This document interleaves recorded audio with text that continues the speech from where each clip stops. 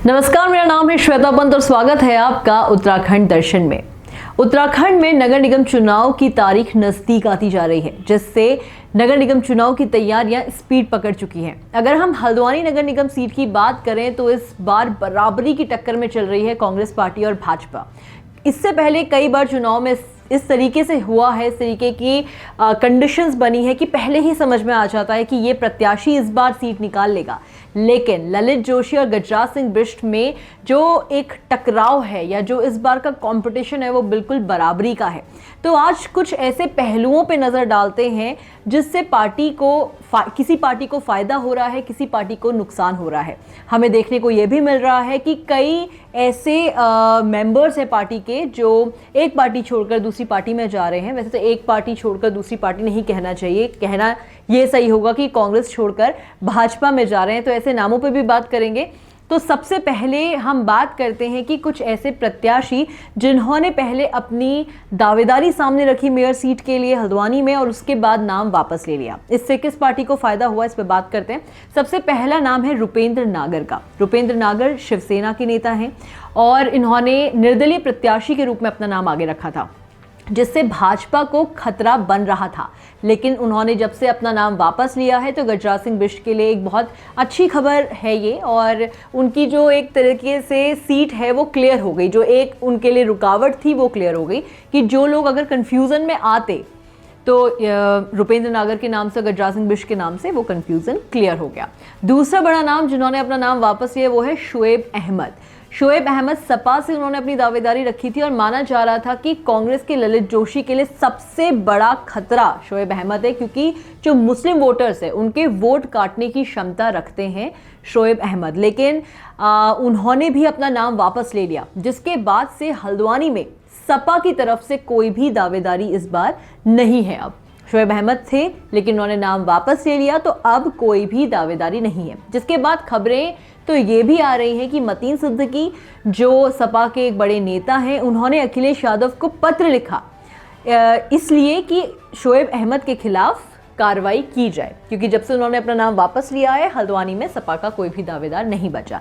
लेकिन इसके परे या इसके उलट एक खबर ये भी आ रही है कि शोएब अहमद का नाम वापस लेना एक सोची समझी प्लानिंग है, जिसमें कई लोग ये कह रहे हैं कि शोएब अहमद ने इंडिविजुअली कांग्रेस के साथ कोई गठबंधन किया है, या हो सकता है कि सपा पार्टी ने ही कांग्रेस पार्टी के साथ कोई गठबंधन किया है जिससे वो मिलकर भाजपा को हरा सके। क्योंकि हर कोई जानता है कि मुस्लिम वोटर्स भाजपा की तरफ नहीं जाते।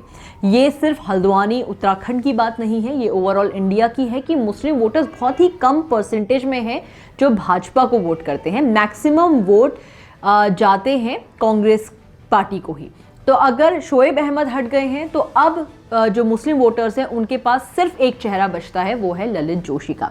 और हल्द्वानी में लगभग 45,000 मुस्लिम वोटर्स हैं, जिसमें से कितने वोट डालेंगे ये हम नहीं कह सकते हैं। लेकिन अगर मेजॉरिटी जो मुस्लिम वोटर्स है वो भी अगर ललित जोशी को वोट डालती है तो ललित जोशी एक बड़े मार्जिन से जीतने के चांस रखते हैं। इसके अलावा कांग्रेस पार्टी की अपने खुद के भी सपोर्टर्स हैं, तो अगर ये दोनों मिलकर कांग्रेस को वोट डालते हैं तो इस बार तख्ता पलट हो सकता है। पिछले 2 बार से, जब से हल्द्वानी नगर निगम बना है, पिछली 2 बार से भाजपा ही इस सीट को लेकर जा रही है।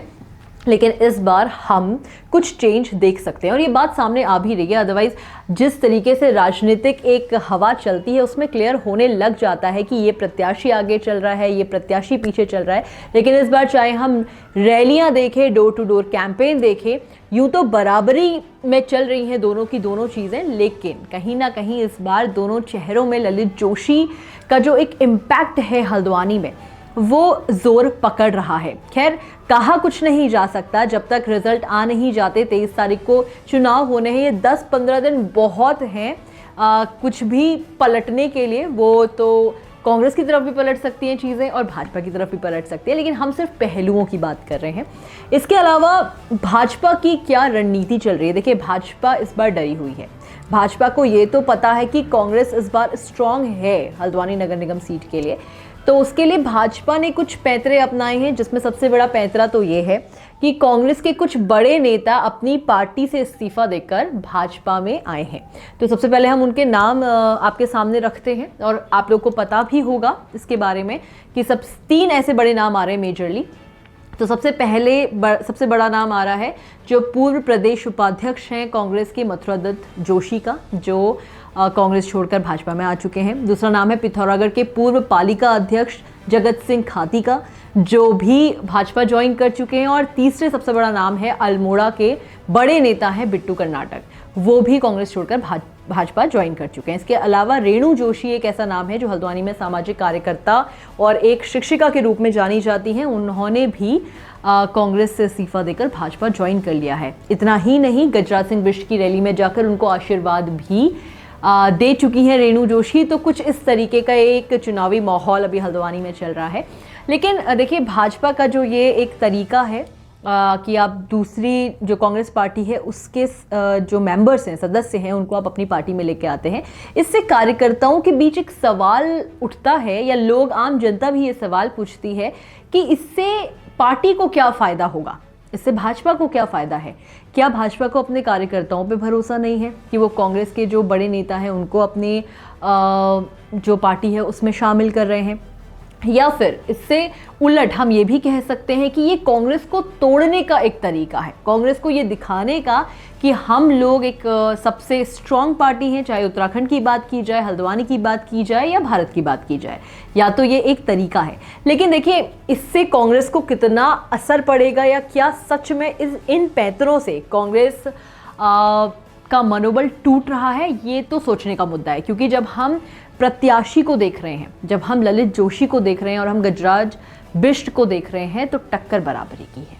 जो भाजपा की अक्सर आदत रही है क्लीन स्वीप करने की, वो इस बार थोड़ा मुश्किल लग रहा है। और ऐसा भी हो सकता है कि बहुत कम अंतरों से इस बार जो सीट है, कम मार्जिन से इस बार जो भी कैंडिडेट जीतेगा वो बहुत कम मार्जिन से जीते। तो ये देखना भी दिलचस्प है। आप इस बारे में क्या सोच रहे हैं? आप लोग अभी हल्द्वानी में ये सब चीज़ें लाइव देख रहे हैं, आप लोग के पास डोर टू डोर कैंपेन में पार्षद भी पहुंच रहे होंगे भाजपा के, कांग्रेस के। तो किसका क्या मैनिफेस्टो आपको इंटरेस्टिंग लग रहा है, हमें कमेंट बॉक्स पे ज़रूर बताएं। और हम भी इसी तरीके के एनालिसिस के साथ आपके सामने आते रहेंगे। तो उत्तराखंड दर्शन को सब्सक्राइब और फॉलो करना ना भूलें। धन्यवाद।